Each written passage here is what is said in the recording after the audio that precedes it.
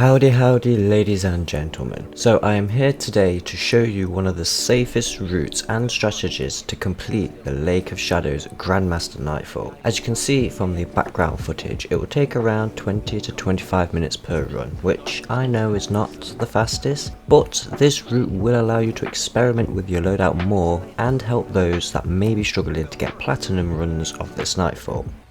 So the whole idea is to complete the Nightfall with a platinum rank, which means you will need to kill every single champion that spawns in, but luckily for you, I've got you covered. The two types of champions you will be facing in this Nightfall are the Overload and Unstoppable champions, so make sure you are equipped to deal with these. I would recommend having at least a Warlock and Titan in your group for this, as the Bubble and Well of Radiance supers can really come in handy during this run. Also, when you load into the Nightfall, you can look around the area for a public event flag that will help replenish all your ammo and recharge all your abilities, including your super.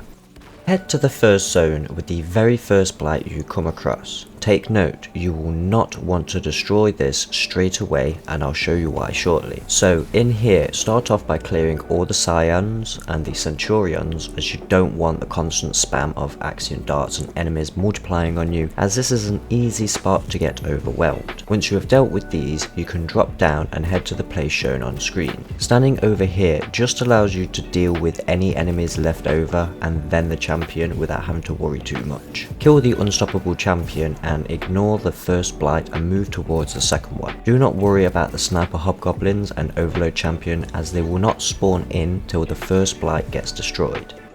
So lure out and deal with the two Unstoppable champions and deal with the red bar phalanx as well, and this time you can and I recommend destroying this second blight. A single charged heavy attack with the Dark Drinker 2.0 sword would deal with this blight, and this will remove a lot of the horrible black goo on the floor for these next couple of steps. The next thing you will do is head towards the third and final blight, and as you can see, the normal group of hobgoblins and captains have not spawned in, allowing you to deal with the champions a lot easier than normal.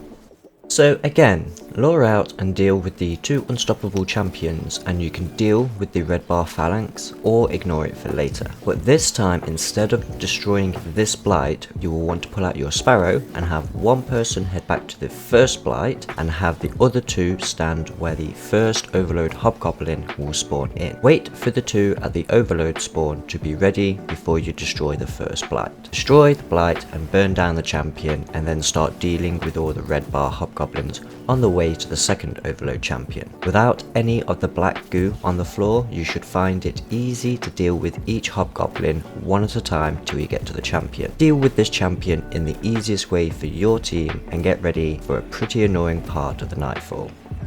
You are going to have a lot of taken thralls, goblins and captains to deal with here, so using up a well or a bubble to help stay alive and clear ads may be helpful. This is especially useful if your warlock is running a good Phoenix Protocol build, as there are enough ads to kill to get your super back for the next boss. Clear the ads and have one person stand by the blight ready to destroy it, whilst the other two head over to where the boss spawns. Here is where a Bubble Titan super can really come in handy with Overload grenade, as they can trap both champions inside the bubble with them and the other player. Have the third player stay alive and deal with the Scions and the Centurion's arc shield, and then pop a super on him and just go to town on him.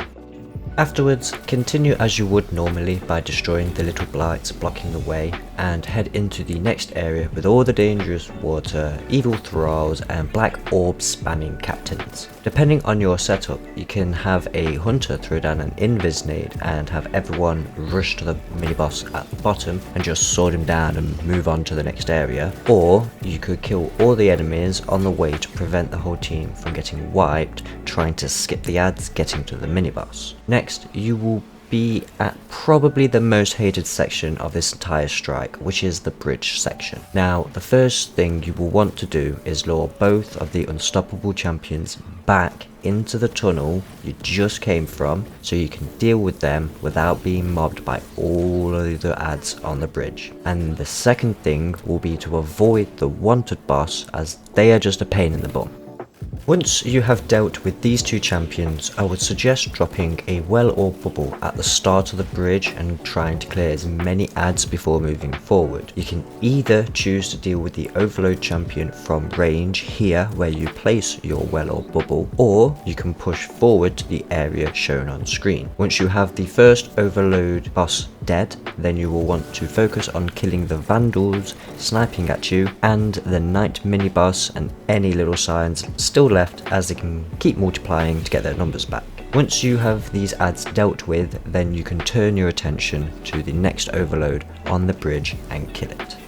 Afterwards, you will want to deal with both the overload and unstoppable champion. The easiest way my runs did it was to deal with whichever champion peeked us first and then stun the other and used our power weapons to just drop it quickly. Once you have done this bridge section, you will only have one more hard section left, and it's right now. If you have a bubble or well left, then I would recommend using it in this area. You can place it down, but keep in mind that the knight could still see you and burn you, so I would recommend placing it on the opposite side from the doorway you enter from. Also, take note that you can still stun the unstoppable champion whether or not a goblin has its immune shield around it. Also, use the pillars to block line of sight from the enemies to try to stay alive, and do not forget about your warlock rifts and titan barricades either. After you have dealt with the champion, you will want to deal with the two solar shielded knights so they stop spitting all their fire all over the place. Once you have them under control, it's time to focus your attention on the overload hobgoblin.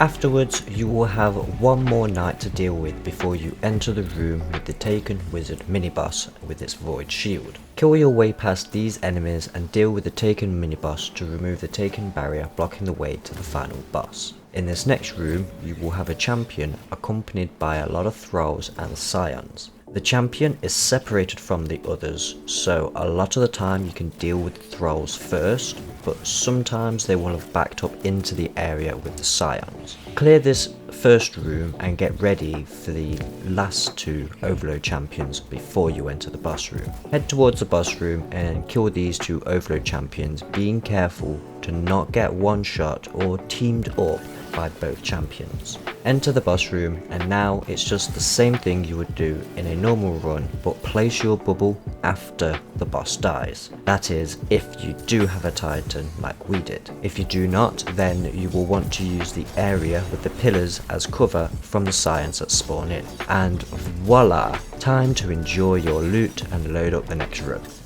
So there we go, a guide on how to run the Lake of Shadows Nightfall in the Grandmaster difficulty and kill all of the champions to ensure you get the platinum rewards. I have been farming this quite a bit this week and I've gotten some really good stat rolls on some exotic armors, but I want to know what you have gotten this week. So leave me a comment down below telling me what is the best exotic drop you have had this week from this Nightfall.